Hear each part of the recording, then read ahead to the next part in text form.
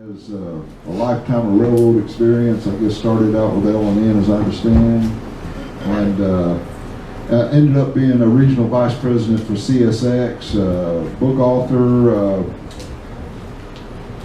Midwest to Southland. Midwest to Florida Sunliners. Yeah, Sunliners. Well, you don't happen to have any with you, do you? No. Well, I saw it on Amazon, and also a book about the Birmingham area down there. Right. Yeah. Right. So would y'all make him feel welcome, Mr. Lyle Key, Jr.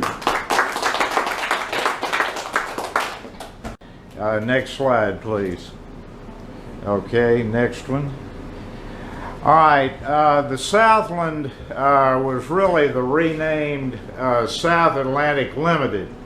But the Southland itself got started on November 21st, 1915. And this shot from 1926 came from the ACL archives, and it shows the Southland during the early years when it actually operated from Chicago to Jacksonville, Florida. And this was roughly 2 years, well, 2 years and 9 months before the train was rerouted to the west coast of Florida. Next slide, please. Now, when I was at L&N, one of the people I met was C.S. Sanderson, who by then was an old fella, but when this picture was taken, he was a young man who was assigned to work on the Perry Cutoff construction. Now, ACL only had to build about 30 or 40 miles of track to complete the cutoff, but they had to upgrade just about all their trackage from Albany, Georgia to St. Petersburg and Tampa, Florida. But this is the Perry Cutoff when it was actually under construction between Monticello and Perry, Florida. Next slide, please. And on December 4th of 1928, the Perry Cutoff was opened. As you can imagine, it was with great fanfare. The ACL had high hopes. They hoped that the Perry Cutoff would be a short route for the phosphate moving from Florida's Bone Valley to the agricultural areas in the Midwest. And they also hoped that the Southland would become the way to get to and from West Florida. Unfortunately, neither one of those things worked out very well, but for a while it worked out okay.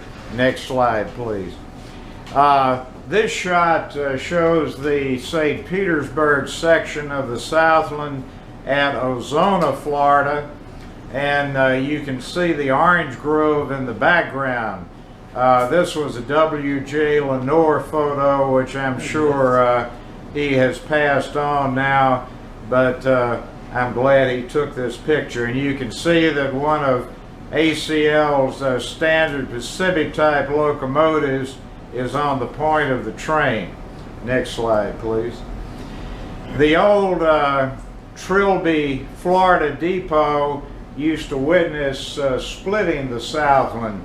One section would go to St. Petersburg around the east side of Tampa Bay, the west side of Tampa Bay, and then the rest of the train, actually the main portion of the train, would go south to Tampa and Sarasota. The Trilby depot has actually been relocated to Dade City, which is nearby.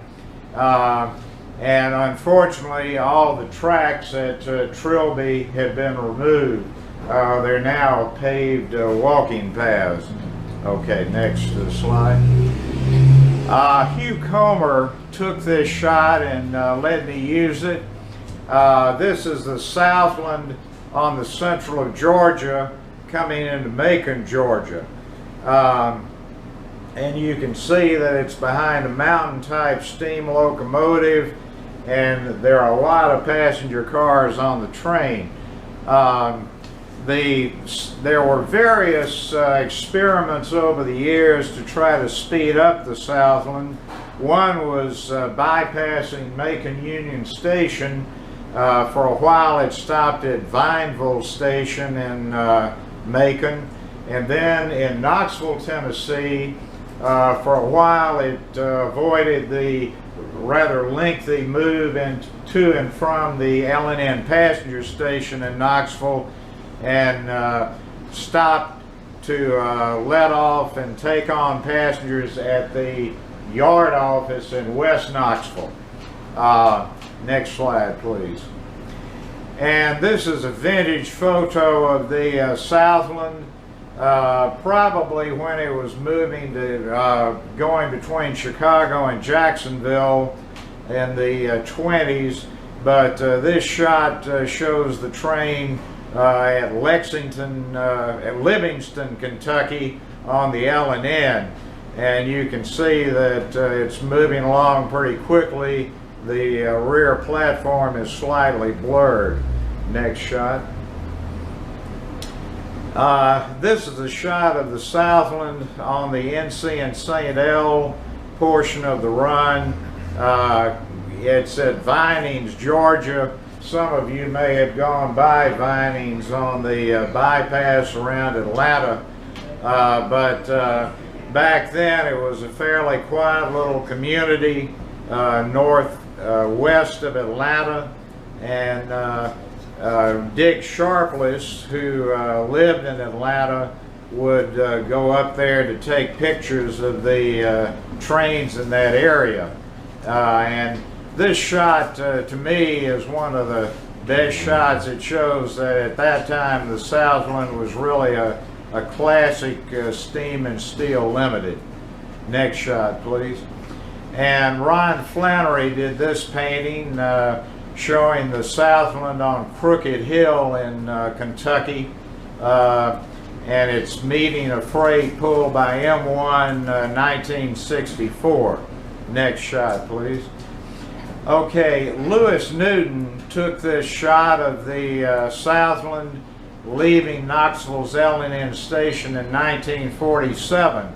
Lewis was in the Army during World War II. He had actually fought in the Battle of the Bulge, and after the war he came home and started engineering school at the University of Tennessee.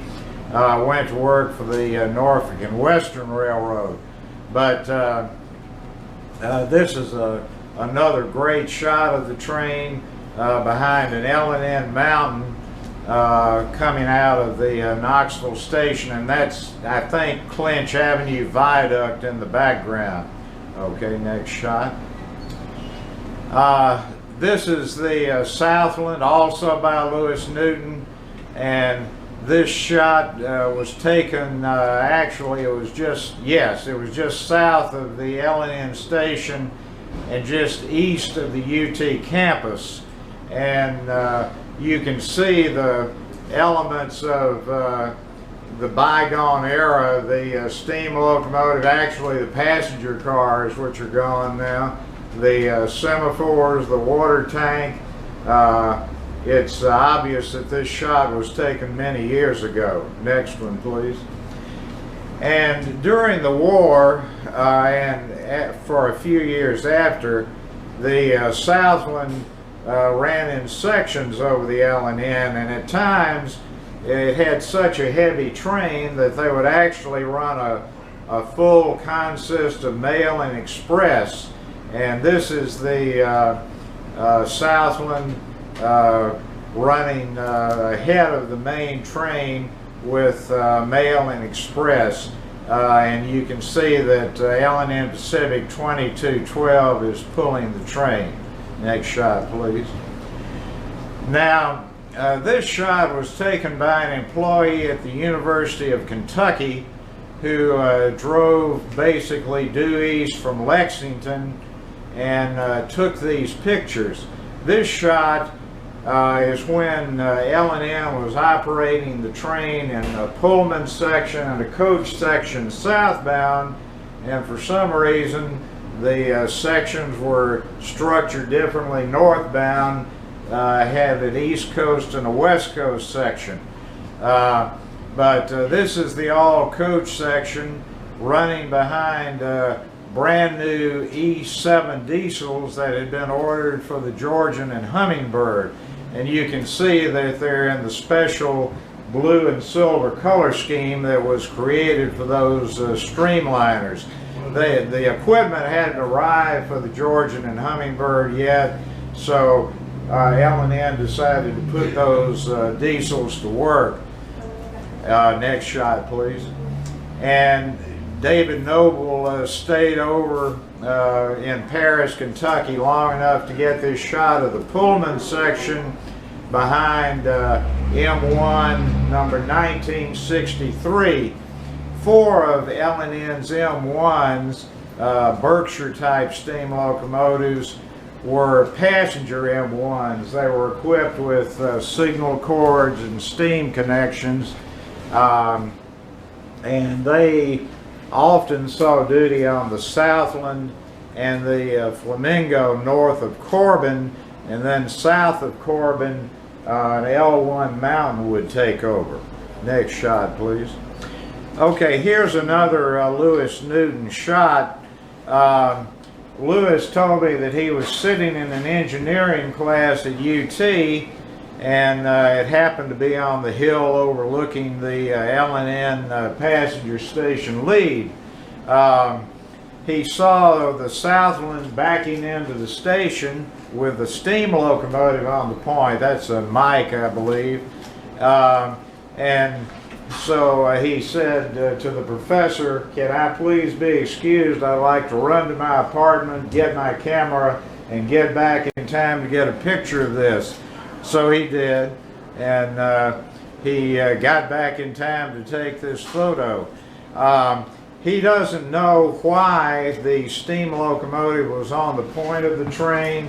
It could have been that the automatic train stop or automatic train control equipment on the diesels had quit working. It could have been that the diesels were broken down. By the way, I've been asked why the Pullman section of the Southland would have been pulled by steam. And obviously I don't know the answer to that, because the L&N operating people who made that decision are long gone. But my guess is that they had grown up with steam, they were more familiar with it, and they felt that the steam was more reliable than the newfangled diesels. I don't know. If anyone knows, let me know. Yeah, it's a great story. Next shot, please. I think this shot was actually taken by Steve Patterson, but whoever took it, it's a good shot. Pullman first slope is visible. This is in the platforms at the Knoxville station. All of this has been removed, by the way. My wife and I were in Knoxville last weekend, and the Holiday Inn World's Fair is built out onto the rights-of-way of some of the abandoned station trackage. The station itself, the head house, is still there. It was the central building for the Knoxville World's Fair. Next shot, please. Clinch Avenue Bridge right there in the background? Yes, it is. And then this is another Lewis Newton shot of the Southland coming out of the Knoxville station. Again, that's the Clinch Avenue Viaduct. And this was long before the World's Fair, the Holiday Inn was dreamed of. I walked out on the Clinch Avenue Viaduct last week and just thought about all the changes that have occurred in the 50 years since I left UT.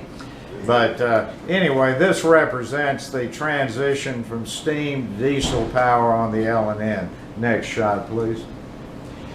And Steve Patterson did take this shot. This is a great photo of the full length of the train leaving Knoxville in 1956. Obviously, it was still a very nice train.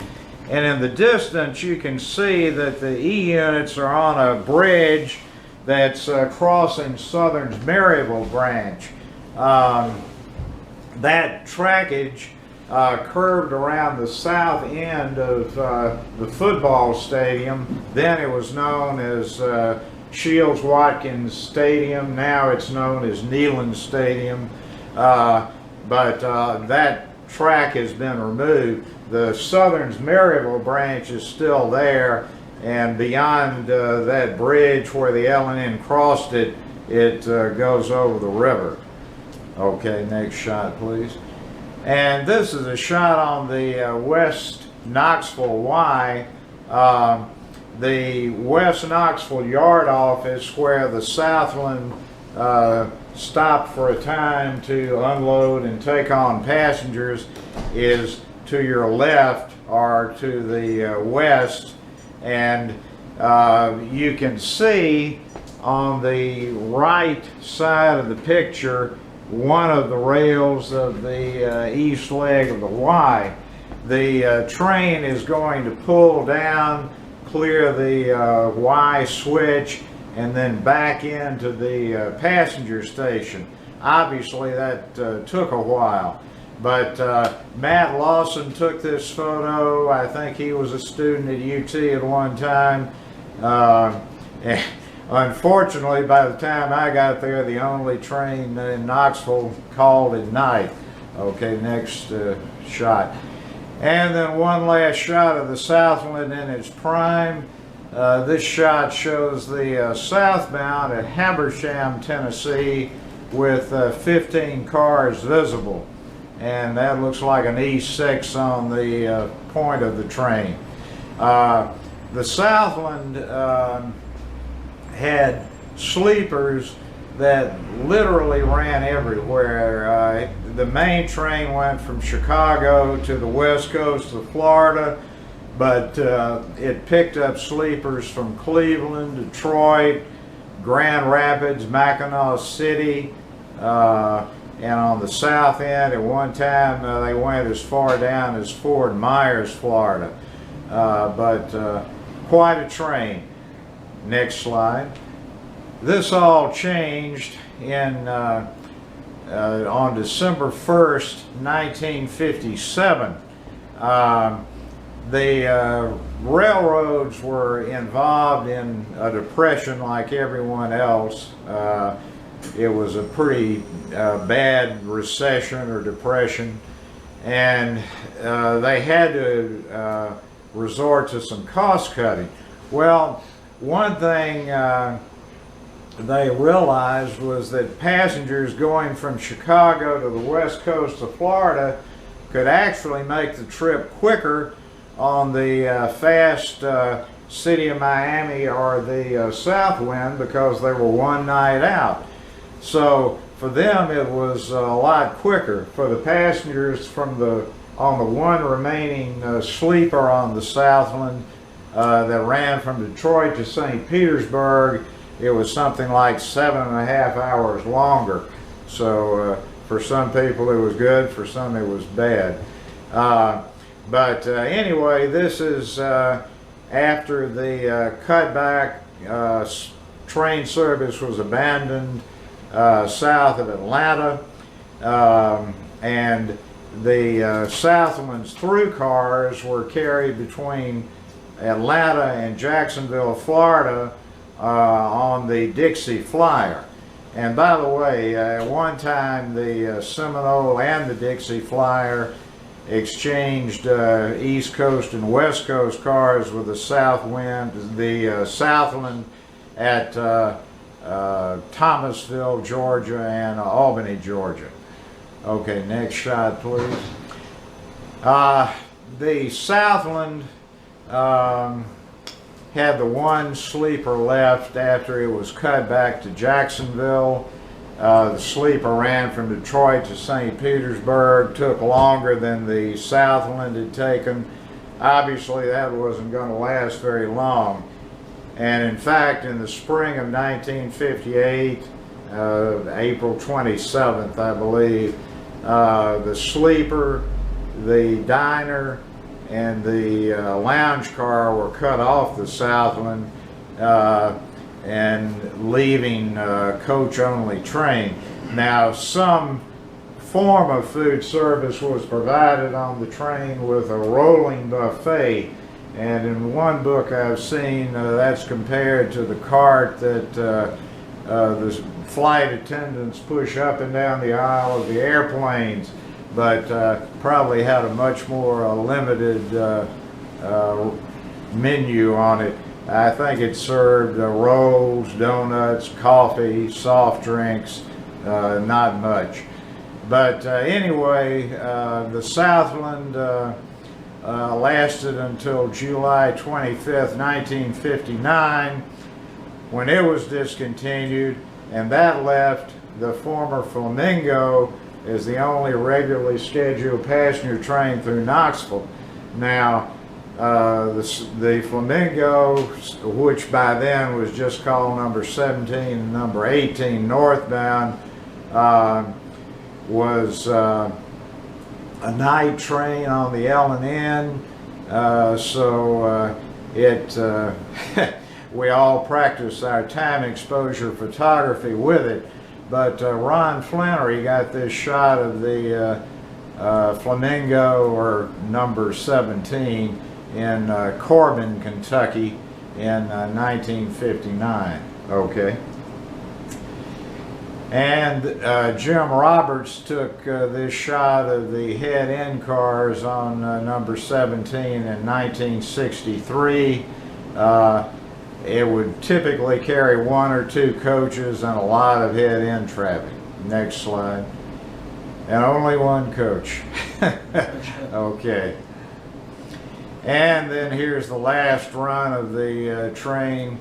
As you know, the Post Office Department decided in the fall of 1967 to take the RPOs off the passenger trains, to take the first class mail off and put it on trucks and airplanes, and that pretty well brought an end to privately run passenger service in the United States. This is the northbound, what used to be the Flamingo L&N Train 18, completing its last run at CUT on March 8, 1968.